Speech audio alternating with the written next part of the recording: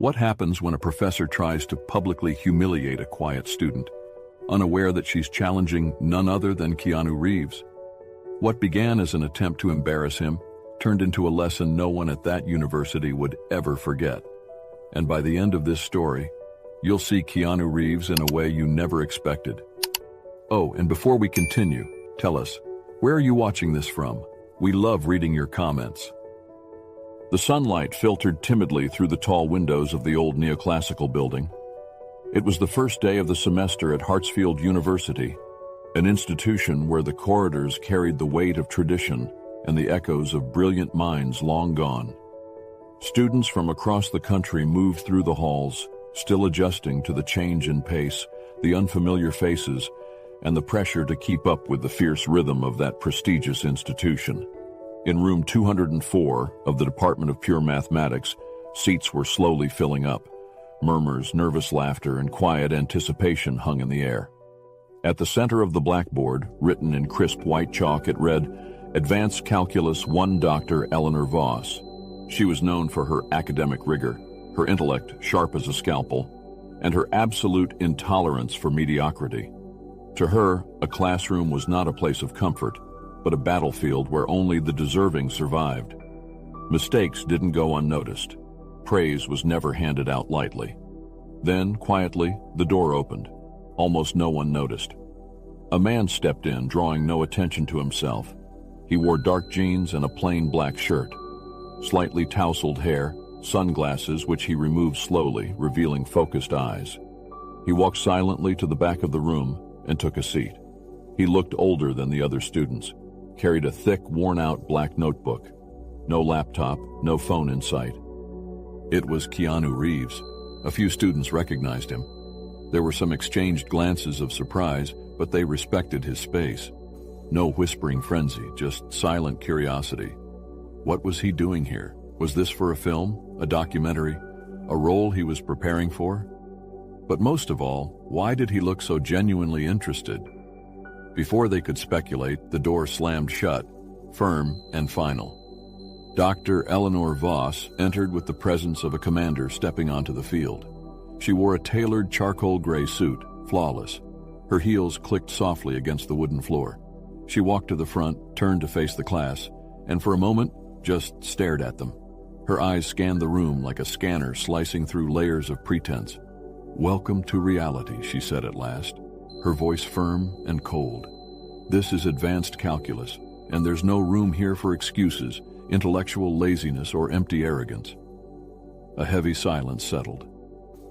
"At this university, meritocracy is our compass. I don't care if your father is a billionaire, if you came from a broken public school, or if you have millions of followers online. What matters here is what your mind can do with what you've learned." She paused, locking eyes with a student in the front row who quickly looked down, "Or what you're about to learn." Keanu sat silently, showing no reaction. His eyes fixed on her, not in defiance, but with the kind of quiet intensity that absorbs and analyzes. "Some of you think fame can replace effort," she continued, this time glancing toward the back of the room. "That the glow of cameras makes up for the lack of discipline. But in this classroom, there are no shortcuts.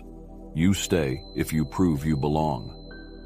The provocation was clear, carefully aimed. But Keanu didn't flinch, not a word, not a change in expression.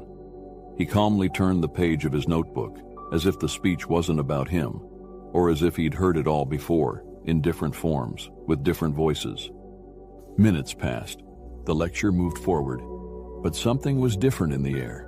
A tension not born from complex content, but from a game of unspoken rules, a game of authority, of silence, of hidden brilliance. At the end of class, as students gathered their things, still processing the weight of her presence, Keanu remained seated, finishing a line in his notebook. Then he stood, calmly, walking toward the door with a quiet, almost invisible presence. And that's when she looked straight at him. For the first time, their eyes truly met. For a brief, charged second, they stood there, two worlds colliding. She, the embodiment of control, he, the living mystery. And what no one knew was that the quiet man sitting in the back of the room was about to change. Not just that class, but everyone's idea of what true knowledge really looks like. The next class came faster than anyone expected. Some students arrived early, as if something unspoken had been set in motion after that first encounter. The atmosphere wasn't just about calculus anymore, it was about witnessing something unfold, something unusual. Keanu arrived minutes before the class started. Again, he walked in quietly, notebook in hand, and took his place in the last row. This time, more students noticed. A few whispered to each other. One dared to glance back and then elbowed her friend. "He's back." He sat down slowly, crossed one leg over the other, and opened his notebook. Same seat, same calm. Dr. Eleanor Voss entered right on time. Never early, never late. "Let's not waste time," she said sharply. "I've reviewed your diagnostic exercises. Most of you need to understand something very basic. Memorizing formulas won't save you. You either understand math or you're just pretending to." Her tone was sharper than the day before, like a blade being polished with each word. Instead of diving into the day's theory, she veered off. "We live in a time where everyone thinks they have something important to say, that opinions are as valid as facts, that posting quotes online is the same as understanding the science behind them." She walked slowly across the room. "Mathematics doesn't care how famous you are, doesn't care how many movies you've made, doesn't care how adored you are outside these walls." She didn't say his name, she didn't need to. Then something unexpected happened. A hand rose in the back of the room. Keanu, calm, polite, almost reluctant. The room went still. Dr. Voss turned to him slowly, her face unreadable. "Yes?" He waited a second before speaking. His voice was calm, almost too soft but clear. "I was just wondering why we're avoiding the actual content of the class. You said this course was about understanding mathematics, not ideology." The room held its breath. She smiled, but it wasn't kindness. It was the smile of someone preparing a verbal strike.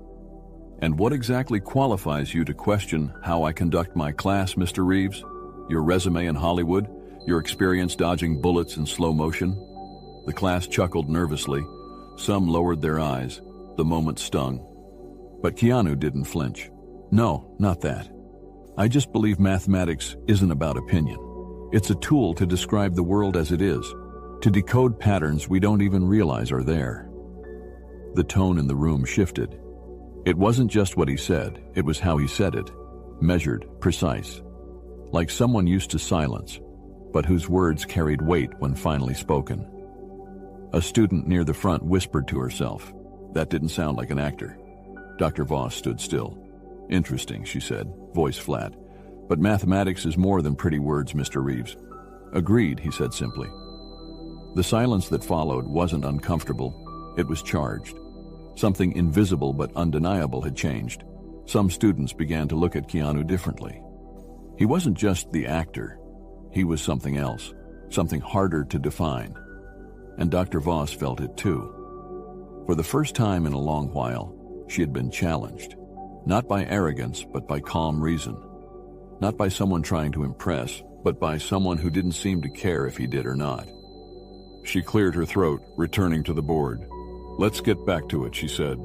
But her tone had changed. It was colder now, sharper, not because of what he said, but because of how unshaken he remained. She flew through examples, definitions, graphs, her voice slightly faster than usual. Keanu followed in silence, taking notes, writing not just what she said, but small derivations in the margins, as if preemptively exploring alternate paths she hadn't mentioned yet. As class neared its end, students were struggling to keep up. One student looked lost, another already closing her notebook, overwhelmed. Keanu, still silent, had pages full of notes. Not just answers, ideas. When the bell rang, the air felt dense with unfinished tension. Dr. Voss gathered her things quickly, but before leaving, she turned around and said, "Some people believe silence is a virtue, that staying quiet makes you wise, but sometimes silence is just the mask of ignorance." She looked directly at Keanu, and for the first time something flickered in his expression. Not anger, not offense, but something deeper, a quiet warning. The following class didn't feel like just another lecture. There was electricity in the air, the kind that precedes a storm. Students arrived early again, but this time the atmosphere was heavier. Everyone had felt the shift, The glances, the subtle stares toward the back of the room, they weren't about fame anymore. They were about curiosity, about a challenge unspoken but unfolding. Keanu entered right before the hour. Quiet as always, same seat, same black notebook. But this time, Dr. Eleanor Voss was already in the room, standing by the chalkboard, her arms crossed. She didn't greet the class, didn't ask them to open their books. Instead, she turned to the board and began writing, not words but numbers, symbols, functions, fractions, notations that quickly spiraled into something dense, complex, intimidating. By the time she stepped back, the entire blackboard was filled with what looked like a monstrous equation. It wasn't from any textbook. Some students immediately looked lost.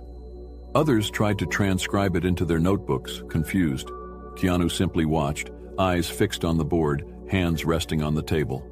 Then came her voice, cold, surgical. This is the type of problem that filters mathematicians from hobbyists. It's not in your books, it's not in your lectures, it's not even in your exam prep guides. She turned to the class, but her eyes landed squarely on Keanu. So tell me, would anyone here like to try? Silence. She let the moment stretch. No one? How disappointing. And then, like a chess master revealing her trap, she added, Mr. Reeves, perhaps you'd like to take a shot, since you seem to have such insight. The room stopped breathing. Some students turned around to look at him, almost instinctively. Keanu didn't react at first. He looked at the board again, studied it with the patience of someone not intimidated by complexity, but interested in it. Then, slowly, he closed his notebook. He stood up and began walking toward the front of the room. A few gasps. Someone whispered, "He's actually going?" He didn't look at anyone, just walked, like a man walking toward something inevitable, not dramatic, not flashy, just necessary. When he reached the board, he stood in front of it, not touching the chalk yet, just reading, tracing the logic, following the threads beneath the surface of the expression. Dr. Voss took a step back, arms crossed, watching with the confidence of someone sure they've just staged a masterclass in humiliation. The class was completely silent. Keanu reached for a piece of chalk, looked at it for a second, then began, but he didn't go straight to the middle of the equation. He started at the corner of the board and began writing context. This seems like a nested limit problem disguised with a differential topology twist, he said softly, not to show off, but to explain. The students leaned in. He wrote slowly, step by step, explaining as he went. You've built a false contradiction into the structure. Here. He circled a section. If you isolate this inner term and treat it as a converging function rather than a discrete value, he continued. Line by line, he unraveled the trap. His handwriting was neat, confident, like someone who had done this 1,000 times, not just to solve problems, but to teach others how to see. He connected the logic to Euler, to Ramanujan, even referencing Noether's theorem in passing. What we're really looking at here isn't about solving for x. It's about understanding why the limit doesn't exist unless you shift the dimensional context. Students were staring now, not at the board, at him, at how easily he danced through concepts that most of them struggled to even pronounce. Dr. Voss didn't say a word. One student, a quiet girl who never spoke, raised her hand, almost shyly. I think I finally get what a limit actually is, like for real. Keanu turned to her, smiled gently. That's the point. Math isn't about memorizing steps. It's about seeing patterns, feeling when something's wrong, or beautiful. That word hung in the air, beautiful, used in a math class, and somehow it made perfect sense. He turned back to the board and without drama, finished the last step. The solution glowed like a revelation, not because it was flashy, but because it made sense. He stepped aside. The class broke into scattered claps, then louder, then almost applause. And yet Keanu didn't bow, didn't smile broadly. He simply handed the chalk back to Dr. Voss, who hadn't moved. Her face was unreadable, cold, but her eyes betrayed something that hadn't been there before. Uncertainty. For the first time, her authority had been challenged not by rebellion, but by undeniable mastery. She didn't say thank you, didn't offer a comment. She simply turned to the board and erased the entire solution in silence. The chalk dust fell like ash. Keanu returned to his seat, quiet, composed. But something had shifted forever. No one in that room expected him to not only accept the challenge, but to turn that equation into a lesson they would never forget. The next lecture didn't feel like just another class. It felt like a sequel. Whispers had turned into quiet expectation. Students who barely stayed awake during lectures now arrived early, notebooks open, eyes sharp. And when Keanu Reeves walked in, calm, low-key, same notebook tucked under his arm, there was a hush of something like respect. He took his seat at the back as usual. No fanfare, just presence. The door opened. Dr. Eleanor Voss walked in with her usual poise, but her expression was tight, controlled, her steps a little sharper. She placed her materials down without a word and began writing immediately. No warm-up, no recap. Today we move to vector-valued functions and partial derivatives, she said, her tone flat, clipped. This isn't high school calculus. If you're not prepared, you'll fall behind. The warning wasn't subtle. Then, in the middle of her explanation, she stopped, turned slowly to the back of the room. Mr. Reeves, she said, since you've contributed so much, perhaps you'd like to walk us through the gradient of a scalar field. There it was, another challenge, but this time Keanu didn't hesitate. He stood, walked to the front, and picked up the chalk without drama, just calm intention. He looked at the board for a second, then began. Think of the gradient not just as direction, he said, writing a clean vector diagram, but as the path nature would take if it could move freely, like gravity or heat. The gradient tells you which way forward really is. The class leaned in. His voice was calm, but magnetic. He didn't just explain. He translated complexity into clarity. He connected the gradient to real-world forces, mountain slopes, pressure systems, thermodynamics. When you're climbing, the gradient tells you which way is hardest, and also which way takes you to the peak fastest. One student whispered, "Why does that make so much sense?" Another followed, "I've never heard it like that." Keanu kept going, drawing connections, inviting students to visualize the math, feel it even. He never once looked to impress, and yet every eye was fixed on him. Then a quiet voice spoke. I think I finally get it.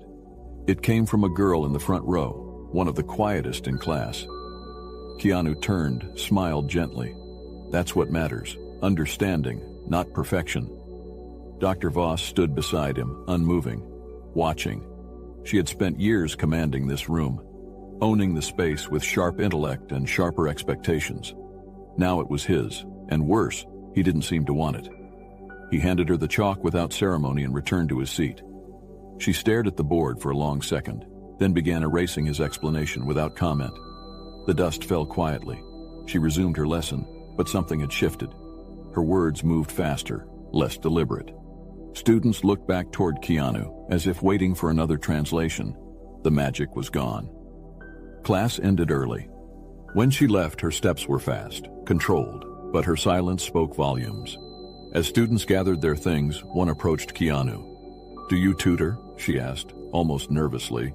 He blinked, surprised, then nodded. "After class works, I'll stay a bit if anyone wants help." A few more students hovered nearby, unsure, then joined. A group began forming, not around fame, around someone who made them feel smart, capable, seen. And Keanu? He offered his time without expectation, not to shine, just to help. Because for him, this was never about taking the spotlight. It was about sharing something that had always been his, now, quietly, becoming theirs too.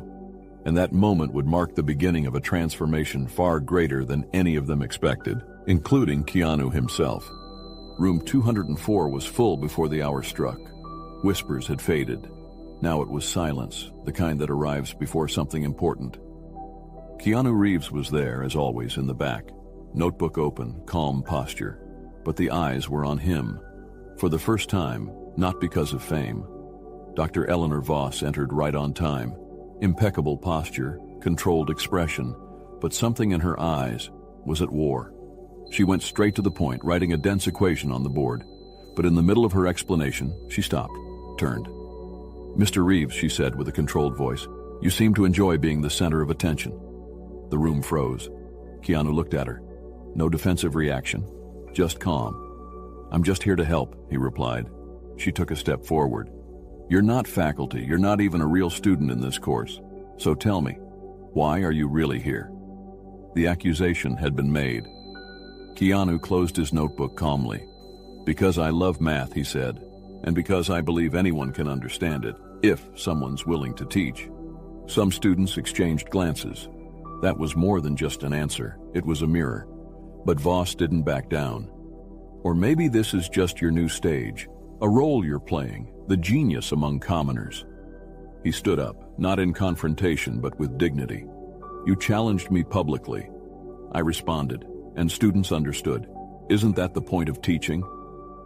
Silence. The door opened. The university dean walked in. The air grew heavier. "Heard this class has become dynamic," he said with a slight smile. "Mind if I watch?" Dr. Voss nodded stiffly. The class continued, but the tension remained, until Keanu raised his hand. "Would you allow me to present a second method for this problem? Side by side with yours. Not to compete, just to clarify." The proposal was clear and fair, but it was also an invitation to vulnerability. She hesitated, looked at the board, at the students, at the dean, and said, "No, this is my class. I don't share my board with outsiders." The murmuring was immediate, not of surprise, but of quiet disappointment. Keanu took a deep breath. "With respect, Professor, you challenged me in front of everyone, and now you're walking away from the same challenge." She turned. "Are you accusing me of cowardice?" "I'm saying, how we lead is how we're remembered." The phrase hung in the air like an unresolved equation. The dean watched her, saying nothing, because in that instant, everyone knew. The next choice would reveal who she truly was, and what she decided in that moment would expose not just her teaching, but her very character. The room was frozen.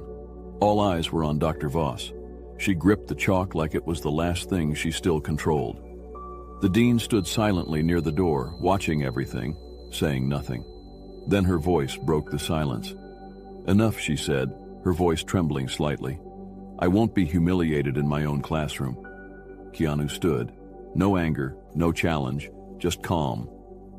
"No one's trying to humiliate you," he said gently. "We just want to learn. Isn't that what this room is for?" She stared at him. Her expression held anger, but beneath it, fear. Keanu walked toward the board slowly, respectfully. He reached out his hand. After a long pause, she handed him the chalk. He turned to the class. "Let me show you this same problem, but in a way you can see it, not just calculate it." And then he began. He used colors, simple shapes, visuals. He explained how the function moved, how it breathed, like the arc of a leaf falling through the air or a car gaining speed down a hill. Students leaned in, eyes wide, heads nodding.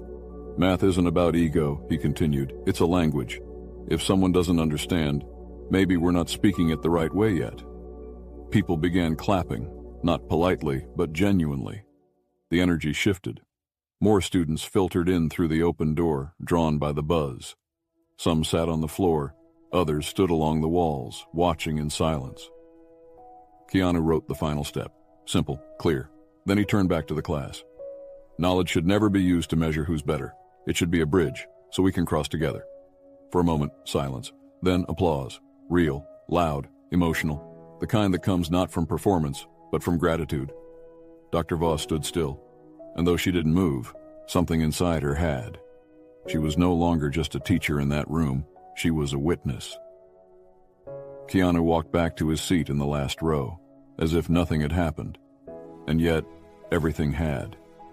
The video of that class would spread across the university, and what happened in the days to come would create a legacy no one saw coming. Days passed, but room 204 hadn't been the same since. The video of Keanu's lesson, filmed quietly by a student in the second row, had gone viral inside the campus within hours. Not because of who he was, but because of what he did. It wasn't just about solving a problem. It was about making people feel capable again. The next lecture arrived with quiet tension. No one knew if Dr. Voss would even show up. She did. But something in her was different. Her posture was still upright, her voice still steady, but her eyes, they no longer scanned the room like a battlefield. She stood at the front for a long moment, then took a breath. "Before we begin," she said slowly, I want to acknowledge what happened last class. Everyone went silent. I made mistakes. I let pride get in the way of purpose. And I lost sight of what this classroom is really for. Eyes widened. Some students glanced at each other. Mr. Reeves, she looked toward the back. I want to thank you. Keanu nodded, humble as always. She stepped aside. Would you consider collaborating with me on future lessons? I believe there's something powerful in combining theory with the clarity you bring. The room was stunned. Keanu stood. Only if we do it together, he said. Not teacher and guest, just two people who care about understanding. She smiled, genuine. From that day on, something shifted. Their dynamic evolved. She taught the core theory, but allowed space for interpretation, examples, and storytelling. Keanu didn't dominate. He filled in the blanks. Students who had once failed began to thrive. Questions came more freely. Confidence grew. The university took notice. Soon, other departments began revisiting their teaching models. The math department updated part of its curriculum, integrating practical visualization, collaborative feedback, and student-led sessions. And Keanu? He never moved from the back row. He was never listed on faculty, never asked to be, but he showed up every class. And when a student struggled, he'd sit beside them, quietly, patiently, helping them see the shapes behind the numbers. One afternoon, a freshman lingered after class. Why do you sit back there? She asked. Keanu smiled. Because from the back, you can see who needs help the most. Final line. Because in the end, the real privilege isn't knowing more than others. It's using